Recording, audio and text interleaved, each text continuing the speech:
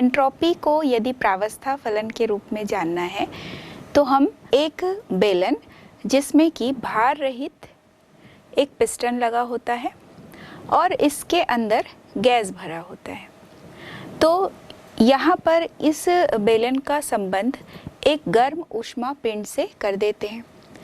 और यहाँ पर गैस का चूँकि आयतन है, जब हम पिस्टन द्वारा दबाव डालते हैं तो गैस के आयतन में कमी होती है, और जब हम पिस्टन को ऊपर की ओर लेकर जाएंगे अर्थात यहाँ दाब को कम किया जाएगा, तो दाब को जब कम किया जाएगा तो आयतन में वृद्धि होगी, और जब दाब को बढ़ाया जाएगा तो आयतन में कमी होगी। तो ये दोनों ही स्थिति जहाँ पर गैस का प्रसार होगा, जहाँ पर गैस का संकुचन होगा, इस आधार पर हम इसके प्रावस्था फलन के रूप में एंट्रोपी को समझने का प्रयास करेंगे। तो सबसे पहले हम देखते हैं कि यदि गैस का आयतन V1 से V2 तक समतापी उत्क्रमणीय प्रसार करते हैं, तो समतापी उत्क्रमणीय प्रसार यदि हम T टेम्परेचर पर करते हैं तो यहाँ पर जो ऊष्मा अवशोषित होगी वो होगी Q। तो डेल्टा S तंत्र के लिए डेल्टा S बराबर होता है Q अपॉन T। तो चूंकि यहाँ पर T टेम्परेचर पर Q ऊष्मा अवशोषित हो रही है तो डेल्टा S बराबर होगा Q अपॉन T। इसी तरह से ऊष्मा कुंड के लिए यदि हम एंट्रोपी परिवर्तन देखेंगे तो चूंकि एंट्रोपी परिवर्तन ऊष्मा कुंड के लिए देख रहे हैं तो यहाँ पर ये माइनस Q अपॉन T लिखा जा रहा है। इसका अर्थ है कि ऊष्मा कुंड से भी Q ऊष्मा की मात्रा कम हो रही है, क्योंकि Q ऊष्मा की मात्रा तंत्र द्वारा अवशोषित की जा रही है। ऊष्मा कुंड से Q ऊष्मा कम होती जा रही है, इसलिए जब हम डेल्टा S लेते हैं ऊष्मा कुंड के लिए, अर्थात एंट्रोपी परिवर्तन जो हम ऊष्मा कुंड के लिए लेंगे वो होगा माइनस Q अपॉन T। और इस दोनों स्थिति के लिए जबकि समतापी उत्क्रमणीय प्रसार हो रहा है, इन दोनों स्थितियों में जब हम तंत्र के लिए एंट्रोपी परिवर्तन और ऊष्मा कुंड के लिए एंट्रोपी परिवर्तन, चूँकि यहाँ पर एंट्रोपी परिवर्तन कुल देखा जाएगा तो उसमें तंत्र के लिए भी एंट्रोपी परिवर्तन होगा और ऊष्मा कुंड के लिए भी एंट्रोपी परिवर्तन होगा। तो दोनों स्थिति में हमें क्या प्राप्त हुआ है उसका हम योग करेंगे। तो चूंकि यहाँ पर तंत्र की एंट्रोपी परिवर्तन में हमें Q अपॉन T प्राप्त हुआ, ऊष्मा कुंड के लिए जो एंट्रोपी परिवर्तन है उसके लिए हमें माइनस Q अपॉन T प्राप्त हुआ। दोनों को जब हम योग करते हैं तो यह मान होता है डेल्टा S बराबर Q upon T minus Q upon T बराबर होगा 0। तो यहाँ पर डेल्टा S का मान प्राप्त हुआ 0। यदि हम समतापीय उत्क्रमणीय संकुचन देखेंगे तो यहाँ पर जो आयतन है वो V2 से V1 हो रहा है। तो जब आयतन V2 से V1 हो रहा है, संकुचन की क्रिया हो रही है, तो यहाँ तंत्र द्वारा जो उत्सर्जित ऊष्मा है उसे कुंड के द्वारा ग्रहण कर लिया जाएगा। तो तंत्र द्वारा चूंकि ऊष्मा उत्सर्जित हो रही है तो अब हम एंट्रोपी परिवर्तन लिखेंगे तंत्र के लिए डेल्टा S तंत्र बराबर माइनस Q अपॉन T, क्योंकि तंत्र द्वारा ऊष्मा उत्सर्जित हो रही है और उसी ऊष्मा को ऊष्मा कुंड द्वारा ग्रहण कर लिया जाएगा। तो अब ऊष्मा कुंड के लिए जो एंट्रोपी परिवर्तन होगा डेल्टा S ऊष्मा कुंड के लिए बराबर होगा Q अपॉन T। फिर से हम इन दोनों परिस्थितियों के लिए कुल एंट्रोपी परिवर्तन को योग करेंगे। तो डेल्टा S कुल बराबर Q अपॉन T, यहाँ पर हम माइनस साइन लगा देंगे जो तंत्र के एंट्रोपी परिवर्तन को दर्शाता है, प्लस Q अपॉन T जो परिवेश के एंट्रोपी परिवर्तन को बताता है। परिवेश यहाँ पर ऊष्मा कुंड है। इन दोनों का भी जब हम सम करते हैं तो हमें 0 मान प्राप्त होता है। तो इस तरह से हमने जाना कि यदि हम संपूर्ण चक्र के लिए, संपूर्ण चक्र का अर्थ ये है कि जब संकुचन हो रहा हो, जब प्रसार हो रहा हो, दोनों को जब हम वापस एक साथ जोड़ते हैं तो एक चक्रीय पूरा प्रोसेस होता है। तो यहाँ पर कुल एंट्रोपी परिवर्तन यदि हम लेंगे तो delta S1 plus delta S2, delta S1 जो कि समतापी उत्क्रमणीय प्रसार के लिए था और डेल्टा S2 जो समतापी उत्क्रमणीय संकुचन के लिए दर्शाया जा रहा है। तो यहाँ पर दोनों स्थिति में जो एंट्रोपी परिवर्तन हमें प्राप्त हुआ, दोनों स्थिति में हमें शून्य प्राप्त हुआ, तो कुल जो एंट्रोपी परिवर्तन होगा वो होगा शून्य। अब हम ये जानेंगे कि प्रावस्था संक्रमण की एंट्रोपी क्या होती है, अर्थात जब भी कोई पदार्थ एक प्रावस्था से दूसरी प्रावस्था में परिवर्तित होता है। यहाँ हम ले सकते हैं कि जब ठोस द्रव में परिवर्तित होता है, या हम ले सकते हैं कि द्रव गैस में परिवर्तित होता है, अर्थात यहाँ एक प्रावस्था दूसरी प्रावस्था में परिवर्तित हो रही है या संक्रमण हो रहा है यहाँ पे। तो इस दौरान होने वाले एंट्रोपी परिवर्तन को हम प्रावस्था संक्रमण की एंट्रोपी कहते हैं।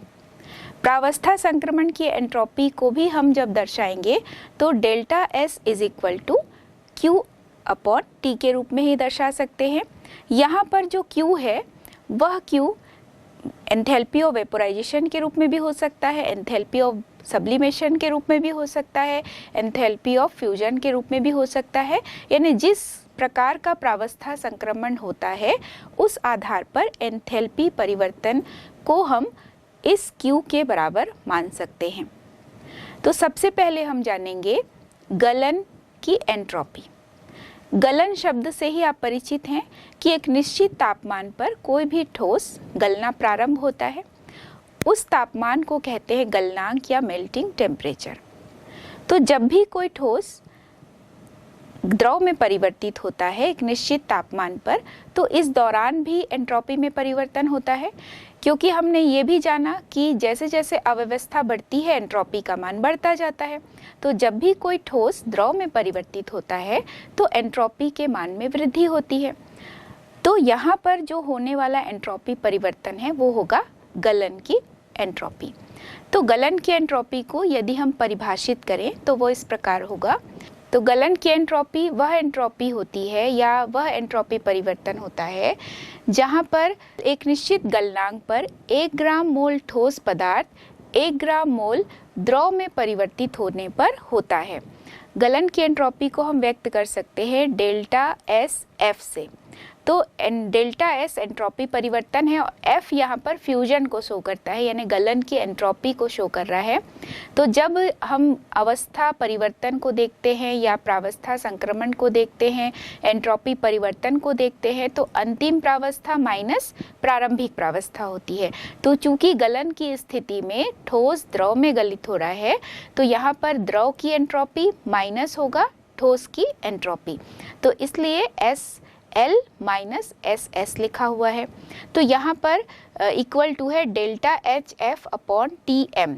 तो जो डेल्टा HF है ये यहाँ पर एंथैल्पी परिवर्तन है, लेकिन ये गलन की एंथैल्पी है, और जो TM है वो यहाँ मेल्टिंग टेम्परेचर को दर्शाता है कि एक निश्चित तापमान पर ही कोई ठोस गलना प्रारंभ हो रहा है। SL है वो 1 ग्राम मोल जो द्रव है उसके लिए एंट्रोपी है, और जो SS है वो यहाँ पर 1 ग्राम मोल ठोस की एंट्रोपी को दर्शाता है।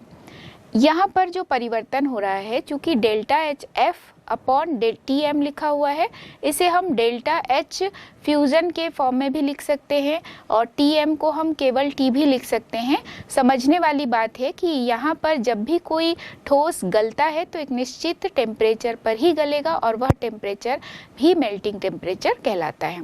अगला है वाष्पन की एंट्रोपी। वाष्पन की एंट्रोपी या एंट्रोपी ऑफ वेपोराइजेशन, जब भी कोई द्रव वाष्पीकृत होता है तो यहाँ पर एंट्रोपी में वृद्धि होती है। तो संक्रमण हो रहा है, एक प्रावस्था से दूसरे प्रावस्था में परिवर्तन हो रहा है, एंट्रोपी में वृद्धि हो रही है, तो ये भी एक एंट्रोपी परिवर्तन के रूप में ही लिया जाएगा। तो वाष्पन की एंट्रोपी का अर्थ यही है कि जब भी कोई द्रव एक निश्चित क्वथनांक पर वाष्पीकृत होकर के उतनी ही मात्रा में वाष्प बनाता है तो इस दौरान होने वाले एंट्रोपी परिवर्तन को कहेंगे वाष्पन की एंट्रोपी। वाष्पन की एंट्रोपी वह एंट्रोपी परिवर्तन है जो कि एक निश्चित क्वथनांक पर 1 ग्राम द्रव के 1 ग्राम मोल वाष्प में परिवर्तित होने पर होता है। तो यहाँ पर जो वाष्पन की एंट्रोपी है उसे डेल्टा एस वेप से दर्शाया गया है। डेल्टा एस वेप का अर्थ है कि वाष्पन की एंट्रोपी बराबर, चूंकि यहाँ पर अंतिम प्रावस्था वाष्प है इसलिए एस वी माइनस प्रारंभिक प्रावस्था द्रव है इसलिए एस एल लिखा गया है, equal to delta H vap upon T B. तो जो डेल्टा एच वेप है ये यहाँ पर वाष्पन की एंथैल्पी को दर्शाता है और टी बी यहाँ पर बॉइलिंग टेम्परेचर या क्वथनांक को दर्शाता है। तो जब भी कोई द्रव एक निश्चित तापमान पर उबलता है तो वाष्प में परिवर्तित होता है। तो यहाँ पर जो तापमान है वो बॉइलिंग टेम्परेचर या क्वथनांक कहलाता है। तो delta H vap upon T B हमने लिखा, तो ये दर्शाता है कि किस प्रकार एंट्रोपी परिवर्तन हो रहा है, यानी द्रव से वाष्प में परिवर्तन होता है, इस दौरान एंट्रोपी चेंज होता है, इसे हम वाष्पन की एंट्रोपी कहते हैं। अगला है ऊर्ध्वपातन की एंट्रोपी। ऊर्ध्वपातन की एंट्रोपी का अर्थ है कि जब भी कभी 1 ग्राम मोल ठोस सीधे ही वाष्प में परिवर्तित होता है एक निश्चित तापमान पर, या हम कह सकते हैं कि जो भी उसका गलनांक है उससे कम टेम्परेचर पर ही वह सीधे ही वाष्प में परिवर्तित होता है। ठोस के बाद द्रव होना चाहिए, द्रव के बाद गैस में परिवर्तन होना चाहिए, लेकिन जब ऊर्ध्वपातन की क्रिया होती है तो ठोस सीधे सीधे वाष्प में परिवर्तित होता है। तो इस दौरान जो प्रावस्था संक्रमण हो रहा है, इस समय जो एंट्रोपी परिवर्तन है वो कहलाएगा ऊर्ध्वपातन की एंट्रोपी। एंट्रोपी ऑफ सब्लिमेशन, तो इसलिए delta S S U B लिखा हुआ है।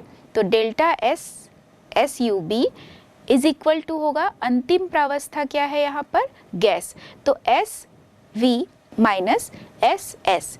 तो यहाँ देखिए हम लिख सकते हैं डेल्टा एस सब्लिमेशन या S U B equal to S vap minus S solid.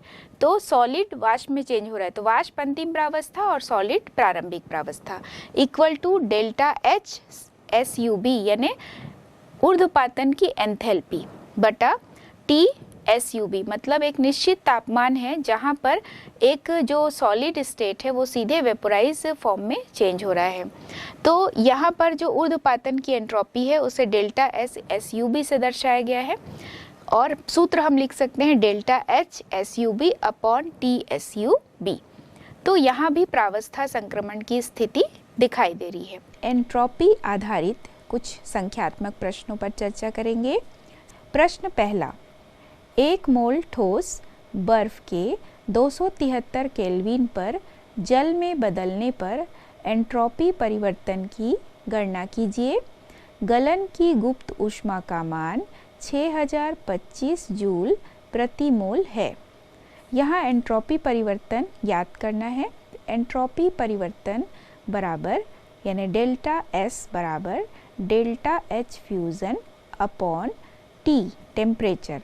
Delta H fusion यहाँ गलन की एंथैल्पी को शो कर रहा है, तो delta S equal to delta H F U S यानी फ्यूज़न गलन की एंथैल्पी बटा टी। टी का मान यहाँ 273 और डेल्टा एच फ्यूज़न की वैल्यू दी हुई है 6025 जूल पर मोल। जब हम इसे हल करते हैं तो डेल्टा एस बराबर 6025 अपॉन 273 इक्वल टू 22.1 जूल पर केल्विन पर मोल। प्रश्न दूसरा एंट्रोपी आधारित प्रश्न है ये भी। बर्फ की गलन एंथैल्पी का मान 6.025 किलो जूल पर मोल है। जब 9 ग्राम बर्फ जल में 273 केल्विन पर पिघलती है तो होने वाली एंट्रोपी परिवर्तन की गणना कीजिए। बर्फ के लिए मोल यहाँ पर ज्ञात करेंगे, चूँकि मोलों की संख्या जब हम ज्ञात करते हैं तो दिया गया द्रव्यमान बटा उसका आणविक द्रव्यमान, तो W बटा कैपिटल M से शो करेंगे आणविक द्रव्यमान को, बराबर 9 बटा 18। 9 यहाँ पर दिया गया द्रव्यमान है बर्फ के लिए और 18 जल का आणविक द्रव्यमान है, तो मोलों की संख्या प्राप्त हो गई 0.5। 0.5 मोल बर्फ के लिए delta H fusion equal to 6.025 into 0.5 kilo joule. तो जब हम इसे मल्टीप्लाई करते हैं तो वैल्यू प्राप्त होती है 3012.5 जूल। यहाँ भी एंट्रोपी परिवर्तन ज्ञात करना है, तो डेल्टा S बराबर delta H fusion upon T। तो डेल्टा H फ्यूजन की वैल्यू है 3012.5 अपॉन 273। यहाँ पर जो मान प्राप्त होता है वह है 11.03 जूल पर केल्विन। एंट्रोपी आधारित अगला प्रश्न है, जल के लिए डेल्टा H वेप एवं वेपोराइजेशन भी कहते हैं इसे, एवं डेल्टा S वेप का क्रमशः 40.73 किलो जूल पर मोल व 109 जूल पर केल्विन पर मोल मान है। वह तापक्रम ज्ञात कीजिए जिस पर द्रव जल जलवाष्प के साथ साम्य में हो। डेल्टा H वेप यानी वाष्पन की एंथैल्पी का मान यहाँ पर है 40.73 किलो जूल पर मोल। इसे जब हम जूल में परिवर्तित करते हैं तो 1000 से मल्टीप्लाई करेंगे तो जो वैल्यू प्राप्त होगी वह होगी 40,730 जूल पर मोल। डेल्टा S वेप की वैल्यू है 109 जूल पर केल्विन पर मोल। TB बराबर delta H vap by delta S vap, यहाँ पर हम ज्ञात कर सकते हैं बॉइलिंग टेम्परेचर। तो यहाँ 40,730 जूल पर मोल अपॉन 109 जूल पर केल्विन पर मोल ज्ञात करेंगे कितने टेम्परेचर पर यह साम्य अवस्था पर होगा, तो वह मान प्राप्त हुआ 373 केल्विन। तो यह वह टेम्परेचर है जहाँ पर द्रव जल जल वाष्प के साथ साम्य अवस्था में होता है। अब हम जानेंगे मानक अवस्था में एंट्रोपी परिवर्तन यदि हमें ज्ञात करना है तो किस प्रकार ज्ञात कर सकते हैं। तो किसी भी अभिक्रिया में जब हम देखते हैं तो आवश्यक नहीं है कि केवल एक ही अभिकारक हो या एक ही उत्पाद हो, कई सारे अभिकारक मिलकर कई सारे उत्पाद फॉर्म कर सकते हैं। तो जब हम ये देखें कि मानक परिस्थिति में एंट्रोपी परिवर्तन हमें ज्ञात करना है, तो मानक परिस्थिति में अभिकारक भी हो और मानक परिस्थितियों में उत्पाद भी हो। तो मानक परिस्थितियों में एंट्रोपी परिवर्तन बराबर होगा मानक परिस्थितियों में जो उत्पाद के एंट्रोपियों का योग, यानी जितने भी उत्पाद है उन सब की एंट्रोपी का योग, माइनस होगा जितने भी अभिकारक हैं उनकी मानक परिस्थिति में एंट्रोपियों का योग।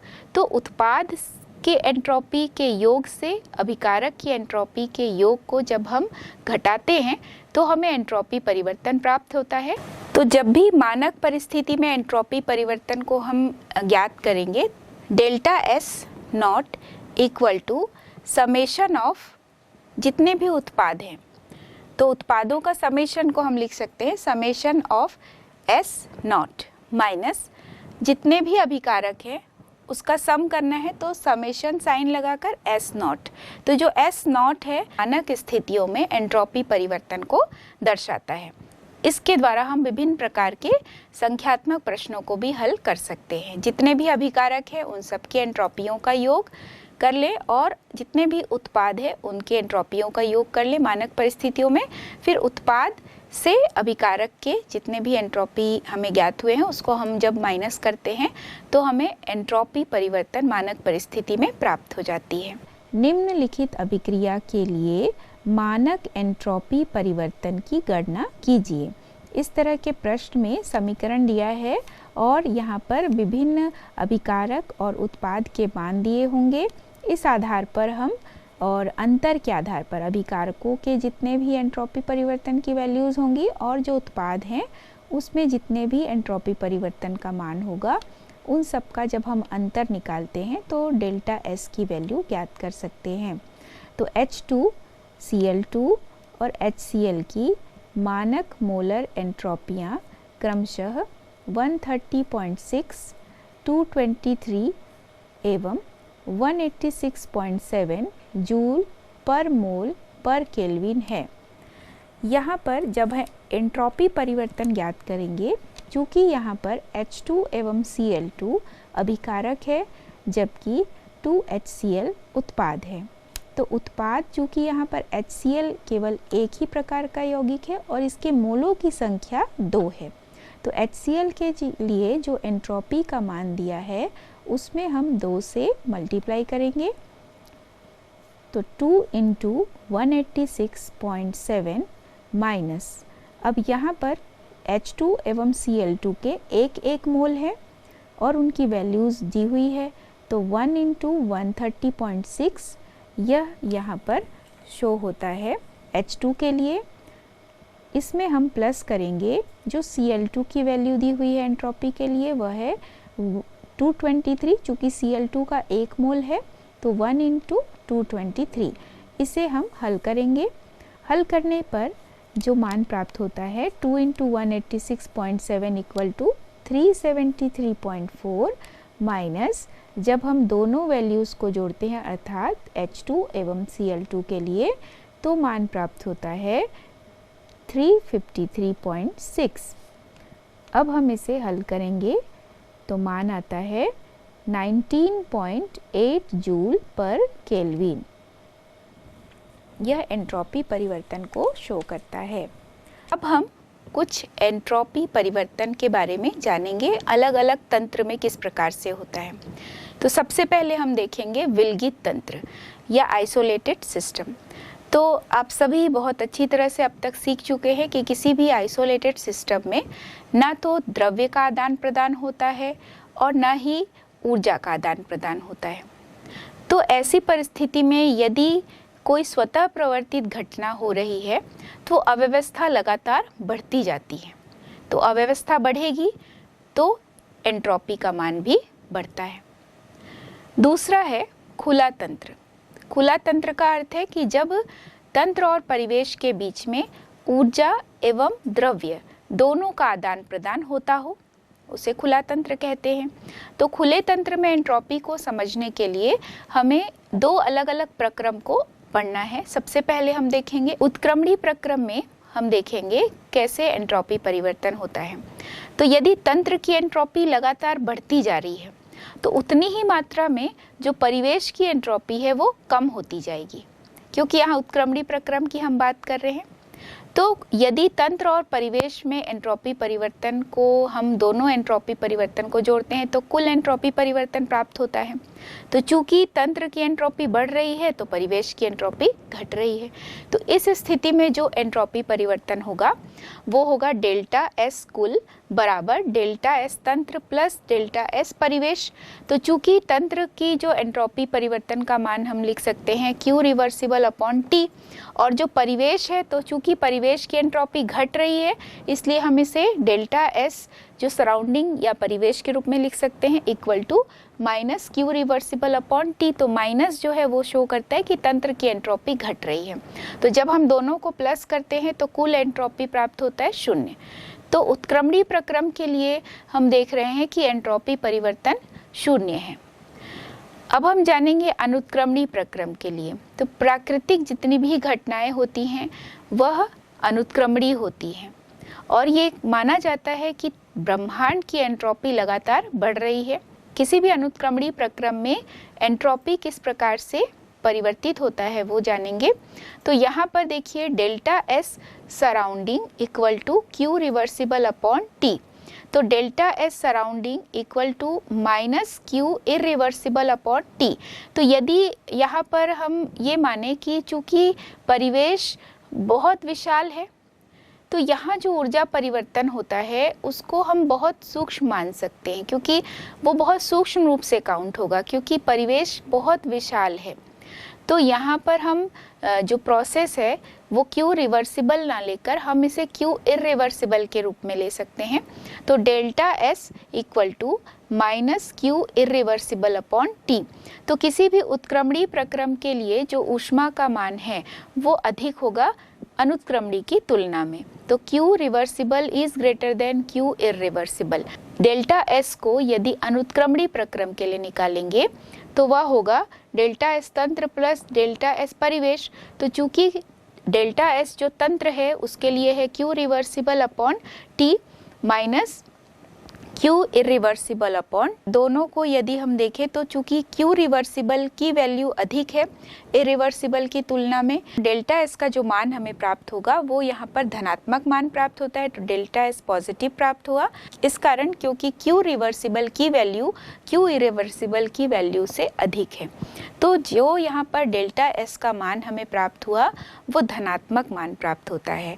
तो इससे समझ में आता है डेल्टा एस की वैल्यू धनात्मक प्राप्त होती है, अर्थात ब्रह्मांड की जो एंट्रोपी है वो लगातार बढ़ती जा रही है, क्योंकि हम ये जानते हैं कि जितनी भी प्राकृतिक घटनाएं होती हैं प्रायः अनुत्क्रमणीय होती हैं। तो अनुत्क्रमणीय प्रक्रम के लिए जो भी एंट्रोपी परिवर्तन है वो धनात्मक आया, यानी एंट्रोपी लगातार बढ़ती जा रही है, अव्यवस्था बढ़ती जा रही है। इसी तरह से हम इसे सारांश रूप दे सकते हैं कि किसी भी उत्क्रमणीय प्रक्रम के लिए जो ब्रह्मांड की एंट्रोपी है वो स्थिर होती है, और रुद्धोष्म प्रक्रम के लिए जो तंत्र का एंट्रोपी परिवर्तन का मान है वह शून्य होता है। तो एंट्रोपी परिवर्तन को यदि हम स्वतः प्रवर्तिता से जोड़ना चाहें तो इस प्रकार कह सकते हैं कि जो एंट्रोपी परिवर्तन का मान यदि शून्य है तो यहाँ साम्यावस्था की स्थिति होगी, और यदि एंट्रोपी परिवर्तन धनात्मक है तो ये प्रक्रम जो है स्वतः प्रवर्तित होगा। यदि एंट्रोपी परिवर्तन का मान ऋणात्मक प्राप्त होता है तो ये अस्वतः प्रक्रम को दर्शाता है। एंट्रोपी परिवर्तन एक मात्रात्मक गुण होता है जो कि पदार्थ की मात्रा पर निर्भर करता है।